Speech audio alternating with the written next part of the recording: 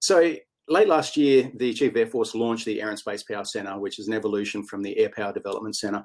One of the things that we're working on is a revamped website so that we can be a little bit more relevant and share a lot more content. One of those key pieces of that website is the idea of a crowdsourced blog related to air and space power ideas. So understanding that writing a blog is a particular style of writing, it was really important to us that we gave people that we want to share their ideas with us the opportunity to learn how to write a blog. And I sort of thought, what better way than to bring on board a friend of mine who has helped me in other areas of life, Janine Garner. Now, Janine is a best-selling author. I think she's got 3 books out there available. She's also a partner with Thought Leaders Global. And today, Janine's going to take us through a little bit of that thought leadership model and give us some tools and insight into how to write a blog that's both informative as well as influential, which is what we want. So before I throw to Janine, just be aware that if you have any questions, please put them into the live Q&A button down the bottom of your screens. And Janine is going to take a fairly interactive approach to this. So when she does ask for your input, please be active, get involved. And hopefully at the end of it, we've got some really good information. And of course, there's got to be a plug that all the resources that Janine will talk about is available on the Air and Space Power Centre website right now, and in about mid-March in the new one. So I think that's about enough from me. I will throw to Janine, and thank you very much, Janine.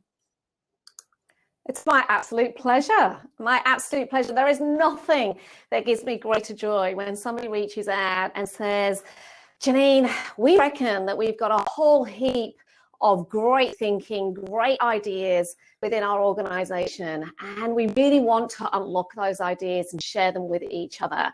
And so when Farron reached out to ask if I was interested in sharing how to unpack your ideas, of course I said yes. But I equally get that for some of you it may be like, I actually think I probably know how to write a blog. I actually think I probably know how to share my thinking. Some of you might even be going, oh, thought leadership, really? What's that all about? I get all of that. I get it all. But here's what I want you to think about as we go through today.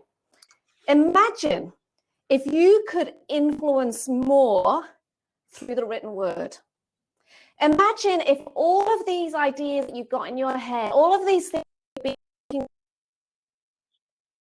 you'd love to share, that you reckon can change your industry, can change the people you're working with, can have a bigger impact. Imagine if you could learn a way of actually dragging that out of your head and putting it on paper or even the spoken word, knowing that you are maximizing your chances of every single person listening to what it is you've got to say. That's what we're talking about today.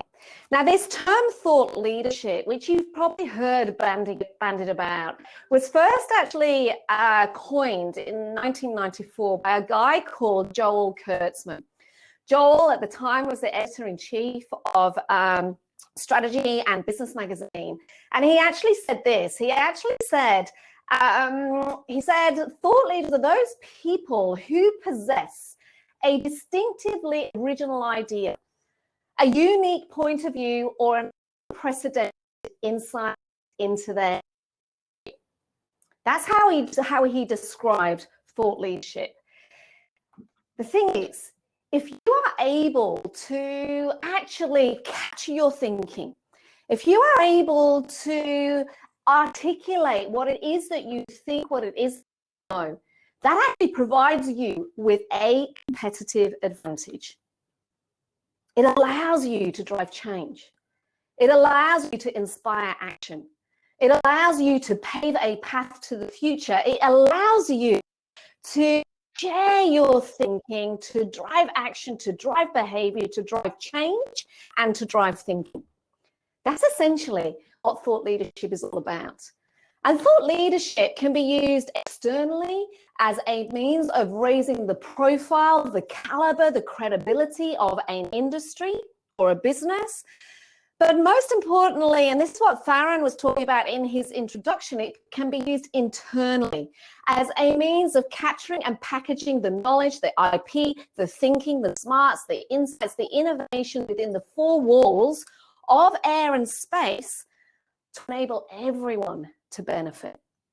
And isn't that why we do the work that we do? You know, thought leadership is nothing new. It's nothing new. If you go back to ancient Rome, the reality was that the Republic was built on the writings and orations of incredible great thinkers. Even now, we have politicians around the world influencing policy, changing opinion based on what they think and what they're sharing through the written and spoken word. Thought leaders appear in business. They're absolutely everywhere. They are those people that are leading organizations through change.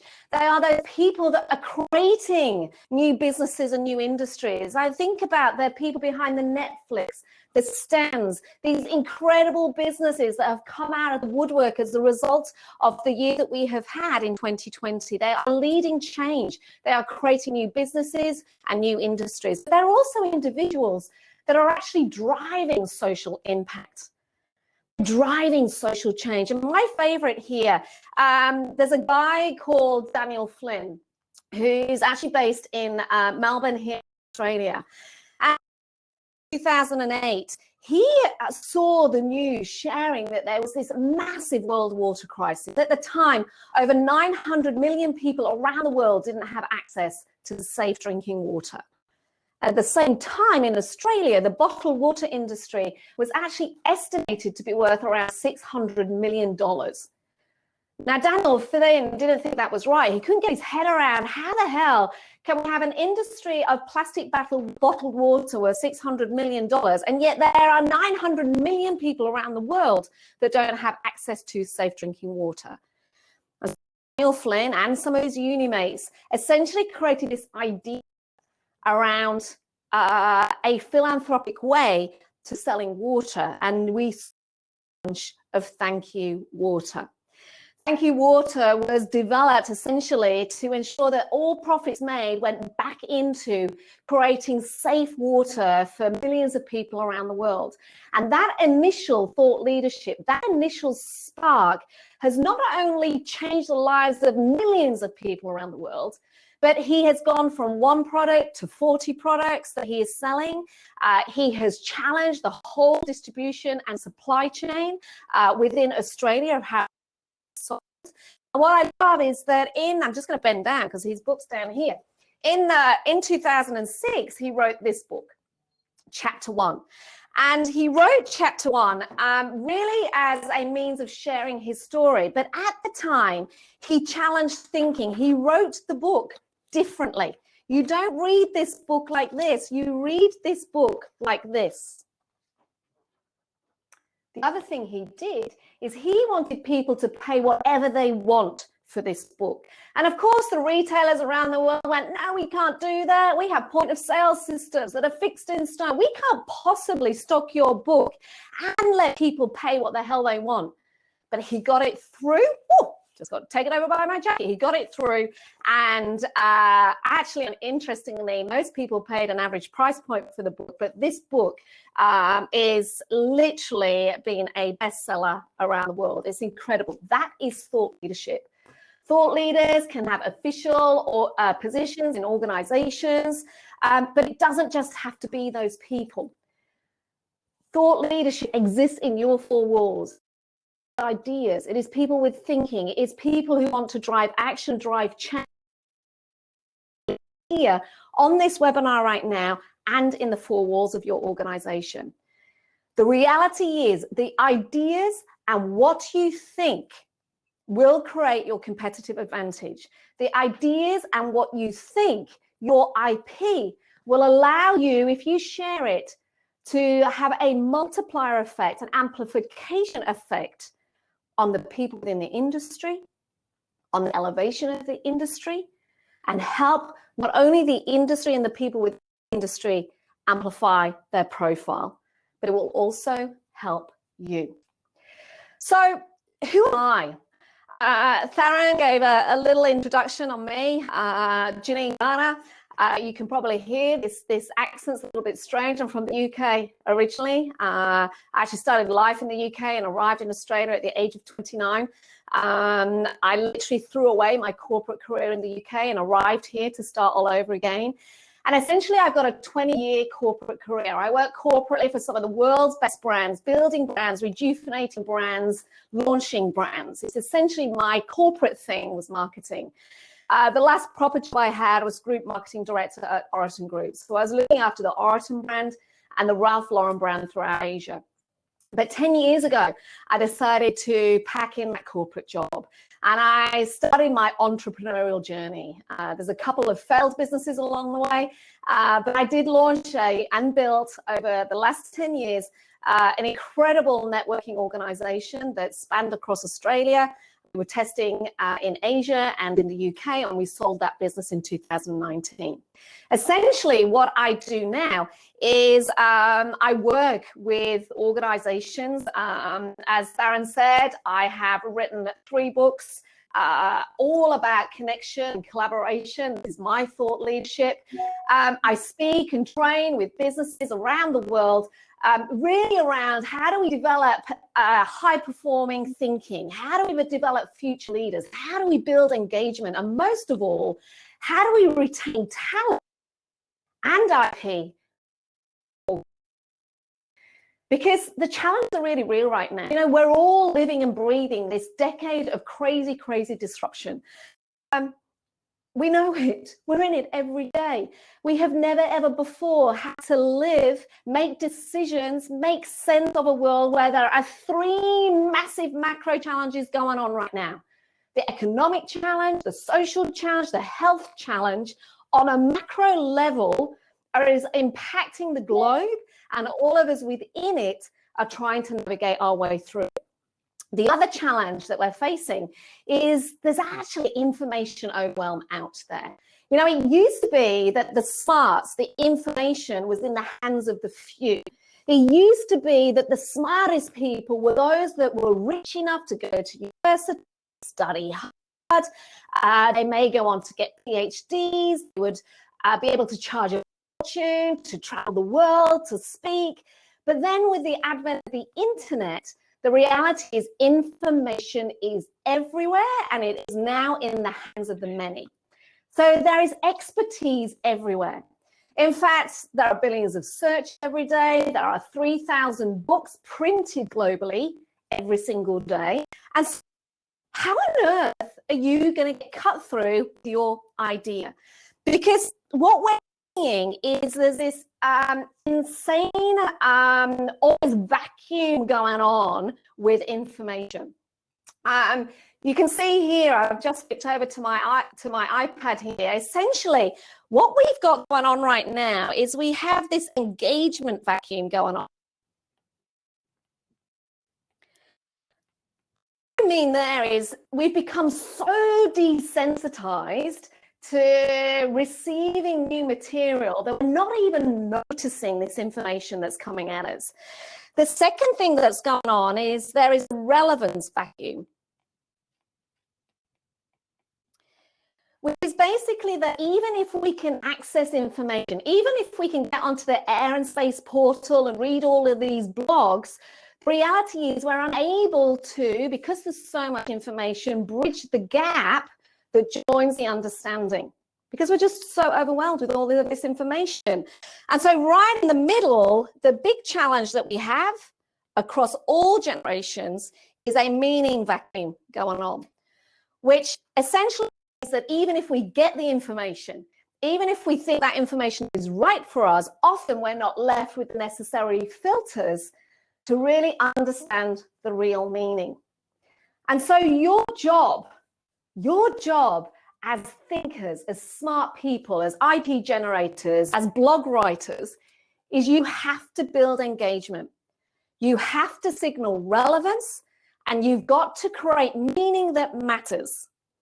This ultimately is how you will drive influence and how you will lift your profile and how you will start to be seen as an expert in your field. So information overload is very real.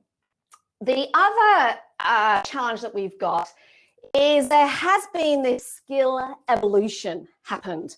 So there is no doubt on this call right now that there are some incredibly smart individuals with a huge amount of capability, a huge amount of technical expertise, a huge amount of experience. I have no doubt about that. I have no doubt I am talking to a room of people that are way, way smarter than me.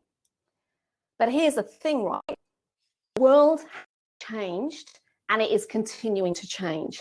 Our contexts in which we're living are becoming more complex and more uncertain. And the old skills and attitudes that we had actually are no longer fit for purpose. And so what we've got to do is we've got to evolve the skill sets, the mindsets, the behavior sets today so that we can continue to be relevant tomorrow. And I reckon there are 4 key skills that every single one of us needs to develop. And it's really important to understand this because it has an impact on how you write and how you share your information. We have got to start getting way more curious than ever before. We've got to explore possibility. We've got to have a preparedness to gain perspective on what we think and actually get a knowing of what we don't know. We've got to start asking these questions, these difficult questions that are going to give us the answer we're looking for. This is your job as thought leaders. We've got to be able to connect and join the dots better than ever before. You know, I'd like to think that in sort of pre-2020, we almost had this beautiful jigsaw that was perfectly put together. We loved the picture. It was almost so perfect that we're about to frame it and put it on the wall. But what has happened is it literally, that picture, that jigsaw has been thrown up in the air, and somehow all of us have got a sense make, we've got a decision make, we've got to connect the corners with the sides, with the picture in the middle to create a new picture. We've got to rejoin the dots on skills, on capability, on people, on thinking, on insights, on solutions more than ever before. So connectedness is really important. This means that there is an element of trusting intuition, and I get this will go against the grain for some of you. But the reality is if we go back to this decade of disruption that we're in, we're living in a period of time that not one of us has ever lived through before. And so we're not necessarily going to have all the facts. It's an absolute classic example for any of you that have read Ron Heifetz's work, adaptive leadership work. It's exactly where we're at right now. This ability to make decisions about all the facts. And finally, our job, no matter our job title, no matter our rank, no matter our experience, is we have to inspire the people around us to do the work that is needed to move forward. So our skills have changed. The information overload is real. We're living in a decade of disruption, and the reality is we're on a race to the future. Now, here's the thing. The innovation, the ideas, the inspiration is within the smarts of your 4 walls. So when we think about developing thought leadership, what I want you to think about are 5 key principles. There's this principle of learning to think wide and to go deep. It's about absolutely challenging yourselves, because here's what I know to be true. You have ideas. You have things you want to share with the world. You have blogs that you know you could write. But my challenge is, how wide have you got on your thinking, and how deep have you got on your thinking? I'm going to teach you how to do that. Let me just visualize this for you slightly differently. So let me just flick back to my iPad. If we think about this quadrant style diagram, what we tend to find in terms of how people think, they either think, if we look at vertical axes, they either are they're somewhere on this axis as a concrete thinker. You know, this is stuff I know to be true. I've got all the backup, I've got all the evidence. It's like concrete thinkers. They're into detail, often very academic, but the risk is quite often that academia thinking has got no practical application. And if we only talk in concrete, we lose people that are at the other end of the spectrum. The other end of the spectrum is that you are more of an abstract thinker. So up here, abstract, big picture thinker. You have an idea. Yes, you're practical, but you're able to take your practical capability outside of your area of expertise and think. So I'm curious, I'm going to get you all in 1 second to put yourself somewhere in this diagram. But if you were to take a pen and put yourself on that vertical axis, are you closer to concrete, detailed thinking, analytical thinking? Think about you think in case studies and numbers and proof and evidence, or are you closer to abstract, big picture thinking? Now you'll see there's also a horizontal axis here. And this horizontal axis is, we have a natural tendency to either think left brain, logic, or right brain, creative. Every single one of us, every single human being sits in this. Our natural tendency of how we communicate, of how we think, sits in one of those boxes. Where do you think you sit? If I label these, I'm inviting you now. I want you to put yourself in a box. Which box are you in? Open up your chat, open up the Q&A, wherever. I'm just going to open up the discussion forum, I think.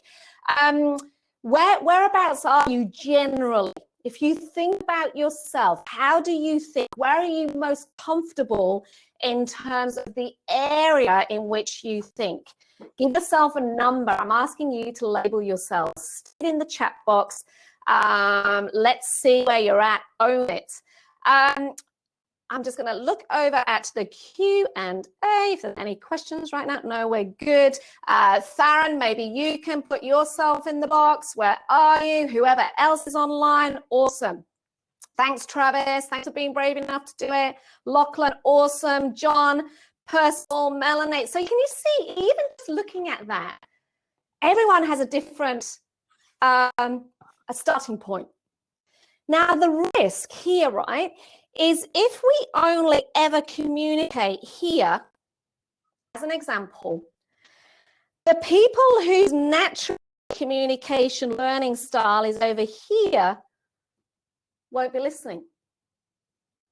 They won't read what you're saying. They'll have switched off because you haven't engaged them. And so what I'm going to teach you is this ability to not only recognize your natural thinking style, but ultimately, it's about how do you think multidimensionally? Because you've got to try and sit in the middle. The objective is that you think as box 1, box 2, box 3, box 4. That's what I mean by thinking deep and thinking wide. And give you a framework and a formula to do this. Now, some of this is going to be hard.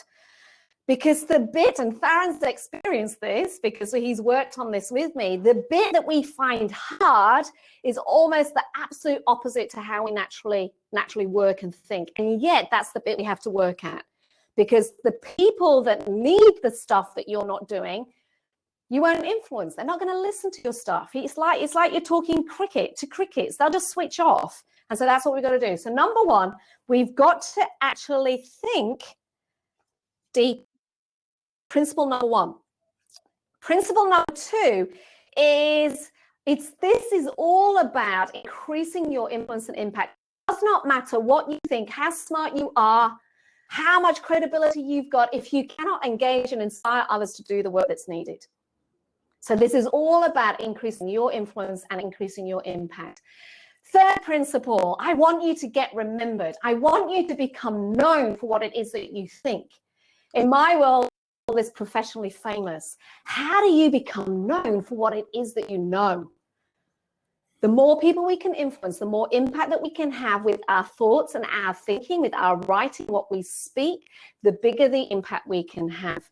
What I'm going to teach you, the principle, the fourth principle is I'm going to teach you how to think once and deliver often.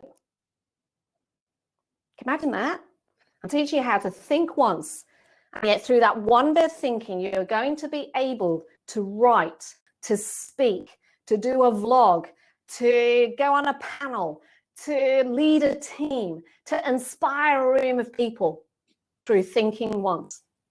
And the final piece, the final principle here is absolutely about developing your unique IP, because you have it. It's in there. You know, Malcolm Gladwell, a American author, said that every single one of us has 10,000 hours of expertise. And you do. And yet so many of us keep this quiet. This is the challenge that Air and Space are giving you by creating this portal. They want to unlock the thinking. They want to capture these ideas to ultimately amplify the impact of your entire industry. That's an exciting goal. But the big problem is that most of us have an idea. We have a relevant idea. We call them brain farts. We have a brain fart. I think we should. This is what I believe. And it's relevant because of your. The problem is, it's just not getting the depth. You know, an idea is relevant if it's valuable. But if you can develop your thinking, if you can get more thorough around your thinking, an idea becomes really valuable because it shows that the deep thinking is going to be challenging for others. It can potentially be confronting for others, but an idea is really valuable if it's thorough, if you've actually thought hard about it. But an idea is extremely valuable if the depth of thinking enables that thinking to be elegant. And what every single one of you should be aiming for is developing your unique IP, your perspective, because an idea is exceptional value if it is unique. That's what I am talking about. Now, before I go any further, I'm just going to pause for a second. Aaron warned you that I'm all about engagement. It's also because, quite frankly, it's quite hard presenting to people online and not being able to see your faces. And I need a quick swig of water. So while I'm having a swig of water, in the chat box, in your discussion forum, just share with me what have you heard so far that is of interest, that's intriguing, or potentially that might have challenged your current status quo in terms of what you thought this was going to be about. So fire away in that chat box. Theron, let me know if anything comes up in the Q&A. I'm making you work too, Theron.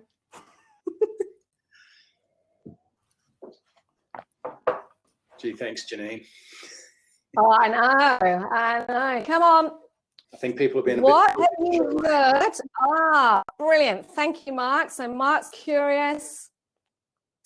Matthew, developing unique IP. Absolutely. Travis, the elegance of ideas is not something that is often discussed in the military strategy arena, but it should be. It should be. I'm going to tell you a little story about, very quickly, military strategy arena. I have a private client that is ex-military. She now has an incredible business where essentially she is connecting SME manufacturers to defense contracts. Her business has gone through the roof. When I first started working with her, we did this work. On the back of this, she developed an she presented that white paper in defense this week, and the response was, how on earth did you do this? This is incredible. We need more of this. As I said to Theron this morning, you're ahead of the curve, because essentially what we're showing to what I taught her. So to your point, Travis, absolutely. Elegance thinking is absolutely needed. Enjoying the theoretical background. Thank you, John. Think once, deliver often. Another perspective. You might have the best idea in the world, but if you can't, absolutely. And I know there's some really, really smart people here. So let's jump into it. We're going to work today. I want you to, the only way you're going to experience how to develop your thinking is to actually do this with me. So I am going to take you through it. If you participate and you engage here, you will start to sense the areas of your thinking that need help to help you become more elegant. You will also start to experience the ability to go wide and go deep. And at the end of working through it, I'm going to give you the framework around how to use that thinking when you write your blog. And what I said to Theron is, this framework, he's going to be able to look at blogs and immediately see the gaps in the thinking. This is being recorded so you can look at it again. And the frameworks that I'm sharing are going to be saved within it. And I'm also going to share with you a PDF ebook of this concept of thought leadership and how to develop your thinking. So essentially, I'm giving you permission to just give it a go during this session.